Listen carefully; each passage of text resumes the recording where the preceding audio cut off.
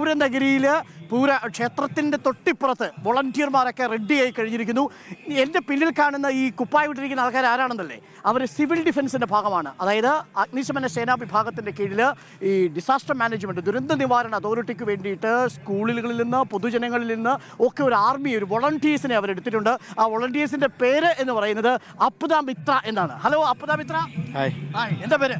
അബ്ദുൽ മാലിക്. ഈ ടീമിന്റെ ലീഡർ ഇവിടെ ഉണ്ടെന്ന് തോന്നുന്നു അല്ലേ? നമ്മുടെ ഇവിടുത്തെ ഒരു ലീഡറുണ്ട്. ഇവരുടെ നേതൃത്വത്തിലായിരിക്കും ഇവിടുത്തെ സിവിൽ പ്രതിരോധം. ഏതെങ്കിലും തരത്തിൽ വളരെ പെട്ടെന്ന് എന്തെങ്കിലും ഒരു എമർജൻസി വന്നാൽ ഈ ഇരിക്കുന്ന സംഘമാണ് ഇതിനെ പൂർണ്ണമായിട്ടും നിയന്ത്രിക്കാൻ, ആ ദുരന്തം ഒഴിവാക്കലും ഒക്കെയായി ആളുകളുടെ മുന്നിലേക്ക് ഓടിയെത്തുക. അപ്പൊ റെഡിയല്ലേ? ഉഷാറല്ലേ? എന്തൊക്കെയാണ് നിങ്ങൾ ഇവിടെ പ്രധാനമായിട്ട് ചെയ്യാൻ പോകുന്നത്? എന്തൊക്കെ നിർദ്ദേശങ്ങളാണ് നിങ്ങൾക്ക് തന്നിരിക്കുന്നത്? ഇപ്പോൾ നമ്മള് ഇപ്പൊ വെയിൽ ഭയങ്കര ചൂടൊക്കെ കൂടുതലല്ലേ, അപ്പോൾ കുറെ പേര് അതിന് കുഴഞ്ഞു വീണ ആൾക്കാരുണ്ട്. അപ്പൊ അവരെ രക്ഷിക്കുക, വെള്ളം കൊടുക്കുക, അതിനുള്ള എല്ലാ ഡിസാസ്റ്ററും ഞങ്ങൾ ചെയ്യുന്നതാണ്. അതായത് അവർ പെട്ടെന്ന് കുഴഞ്ഞു വീണ് കഴിഞ്ഞാൽ വളരെ പെട്ടെന്ന് അവരുടെ അടുത്തേക്ക് ചെല്ലും. അങ്ങനെ പെട്ടെന്ന് ഒരാൾ കുഴഞ്ഞു വീണ് കഴിഞ്ഞാൽ പെട്ടെന്ന് എന്താ ചെയ്യുക? പെട്ടെന്ന് ചെന്നാൽ അതിന് തന്നെ അവർക്ക് വെള്ളം കൊടുക്കണല്ലോ. എന്നിട്ട് അപ്പൊ തന്നെ അടുത്തുള്ള ആംബുലൻസ് എവിടെയാണോ അവിടെ പോയിട്ട് ഞങ്ങൾ ചേർത്ത് അടുത്ത ആംബുലൻസിലേക്ക് നമ്മൾ കൊടുക്കും. ആംബുലൻസിലേക്ക് ആളെ കയറ്റും. ഉടനെ ഇവിടെ നമ്മൾ കൊണ്ടുപോകും അല്ലേ? എന്താ പേര്? ശ്രുതി. ഓക്കെ. ശ്രുതി പൂരം ആസ്വദിക്കാറുണ്ടോ? ആസ്വദിക്കാറുണ്ട്. പൂരം ആസ്വദിക്കാറുണ്ട്. അപ്പൊ ഇതിന്റെ ഇടയ്ക്ക് പൂരം ആസ്വദിക്കാൻ പറ്റുമോ? പറ്റില്ല, നമുക്ക് അത്രയധികം നമ്മൾ തിരക്കിലായിരിക്കും. എല്ലാവരുടെ കണ്ണുകളും പൂരത്തിലേക്കായിരിക്കും. നിങ്ങളുടെ കണ്ണുകൾ എവിടെയായിരിക്കും? ഞങ്ങൾക്ക് എവിടെയാണോ അപകടം ഉള്ളത് അവിടെയായിരിക്കും ഞങ്ങളുടെ ആൾക്കാരുടെ പല സ്ഥലങ്ങളിലായിട്ട്. എത്ര പേരുണ്ട് ഇപ്പൊ ഈ എന്താണ് ഇതിന്റെ പേര്? നമ്മുടെ അപ്ദാ മിത്ര. അപ്ദാ മിത്രയിൽ എത്ര പേരുണ്ട്? 100ഓളം വോളണ്ടിയേഴ്സ് അവർ സജ്ജമായി കഴിഞ്ഞിരിക്കുന്നു. അപ്പൊ റെഡിയല്ലേ? അപ്പോൾ റെഡിയാണ്. അപ്പോൾ പ്രധാനമായിട്ടും ഈ കുഴഞ്ഞു വീഴുന്ന ഏതെങ്കിലും തരത്തിൽ ബുദ്ധിമുട്ട് അനുഭവപ്പെടുന്നവരുണ്ടെങ്കിൽ അവർ നിങ്ങളെ സമീപിച്ചാൽ മതി അല്ലേ? അപ്പോൾ പൂരത്തിലെത്തിയിരിക്കുന്ന പ്രിയപ്പെട്ട പ്രേക്ഷകരുടെ ശ്രദ്ധിക്കുക, നിങ്ങൾക്ക് ഏതെങ്കിലും തരത്തിൽ ശാരീരിക അസ്വസ്ഥതകൾ എപ്പോൾ വേണമെങ്കിലും തോന്നാം. കുറച്ച് സമയം നമ്മളിപ്പോൾ 2-2.5 മണിക്കൂർ ആ വെയിൽ ഏൽക്കുമ്പോൾ നമുക്ക് തന്നെ ഒരു ക്ഷീണം അനുഭവപ്പെടുന്നുണ്ട്, ഡീഹൈഡ്രേഷൻ അനുഭവപ്പെടാനുള്ള സാധ്യതയുണ്ട്. അങ്ങനെ ഏതെങ്കിലും തരത്തിൽ ബുദ്ധിമുട്ട് തോന്നുകയാണെങ്കിൽ ഈ യൂണിഫോം ഇട്ടിരിക്കുന്ന നമ്മളുടെ അപ്ദാ മിത്ര എന്ന് പറയുന്ന ദുരന്ത നിവാരണ സേനയുടെ പ്രത്യേക സിവിൽ ഡിഫൻസ് ഫോഴ്സിനെ നിങ്ങൾ സമീപിക്കുക.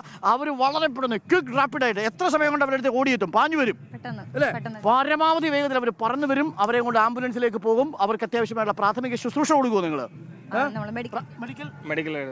മെഡിക്കൽ പ്രാഥമിക ശുശ്രൂഷയും അവർക്ക് നൽകും എന്നുള്ളതാണ്. അപ്പോൾ അപ്ദായിലെ ടീമിനെയാണ് നമ്മൾ കണ്ടത്. മൊത്തം എത്ര പേരുണ്ട്? 100ഓളം ആളുകളാണ് ഉള്ളത്. ഇതിനെ നയിക്കുന്ന ആരാണ്? ഇവിടുത്തെ ഒരു ആരുണ്ട്? നമസ്കാരം. നിലവിൽ ഒരു 75 പേരോളം ഉണ്ട്. എന്തൊക്കെയാണ് ഇവർ പ്രധാനമായിട്ടും ചെയ്യാൻ പോകുന്ന ടാസ്ക്? പൂരം നഗരിയിൽ വരുന്ന എല്ലാ ആപത്ഘട്ടങ്ങളിലും ഉണ്ടാകുന്ന പ്രശ്നങ്ങളിലും ഇവർ കൈകാര്യം ചെയ്യും. ഏത് പ്രശ്നങ്ങളും കൈകാര്യം ചെയ്യും. അത് കൃത്യമായിട്ട് വെൽ ട്രെയിൻഡ് ആണ്. അതെ, ട്രെയിൻഡ് ആണ്. അതെ, ഫയർ ആൻഡ് റെസ്ക്യൂവിന്റെ കീഴിൽ ട്രെയിൻഡ് ആണ് ഇവർ. ഓക്കെ. എനിക്കൊന്ന് നമ്മുടെ ഈ സേനാ വിഭാഗങ്ങളിൽ ഏറ്റവും കൂടുതൽ ദുരന്ത മേഖലകളിൽ പാഞ്ഞെത്തി നമ്മളെയൊക്കെ രക്ഷിക്കുന്ന ഒരു വിഭാഗമാണ്. അവർക്ക് നമ്മൾ എപ്പോഴും സല്യൂട്ട് കൊടുക്കാറുണ്ട്. അപ്പോൾ ഈ സമയത്തും അവർ റെഡി ആയി കഴിഞ്ഞു. നിങ്ങൾ എത്ര ഓഫീസ് സ്റ്റാഫ് ഉണ്ടാവും ഇവിടെ? ഓഫീസ് സ്റ്റാഫ് ഒരു 200-250 പേരോളം ഉണ്ട്. പ്രധാനമായിട്ട് നിങ്ങൾ ഭയങ്കര ഇപ്പോൾ ആനയൊക്കെ എഴുന്നള്ളിക്കാൻ ഒരുപാട് നിബന്ധനകളൊക്കെ ഉണ്ടായിരുന്നു. അപ്പോൾ ആന ഇടയുക, ഇത്തരം കാര്യങ്ങളെക്കുറിച്ചൊക്കെ ആശങ്കകൾ നേരത്തെ ഉണ്ടായിരുന്നു. അങ്ങനെയൊക്കെ വന്നാൽ നിങ്ങൾ എന്ത് ചെയ്യണമെന്ന് ഓൾറെഡി പ്രിപ്പയർഡ് ആണോ? നിലവിൽ അത്യാവശ്യം നേരത്തെ നമ്മുടെ വണ്ടികളൊക്കെ ഉണ്ട്. തണുപ്പിക്കുന്ന കേസുകൾ, വെള്ളം അടിച്ച് തണുപ്പിക്കുന്ന കേസുകളും മറ്റു കാര്യങ്ങളിലൊക്കെ പ്രിപ്പയർഡ് ആണ്. അത്യാവശ്യം അതൊക്കെ പോലീസുകാർ നോക്കിക്കോളും. പോലീസുകാർ നോക്കും, അത് നമ്മുടെ മേഖലയിലല്ല. അപ്പോൾ താങ്ക് യു. അപ്പോൾ happy Pooram day. Thank you. അപ്പോൾ പൂരത്തിന് ഒരുങ്ങിക്കഴിഞ്ഞിരിക്കുന്നു നഗരം. എല്ലാ മേഖലകളിലും നല്ല സുരക്ഷ, നല്ല ക്രമീകരണം.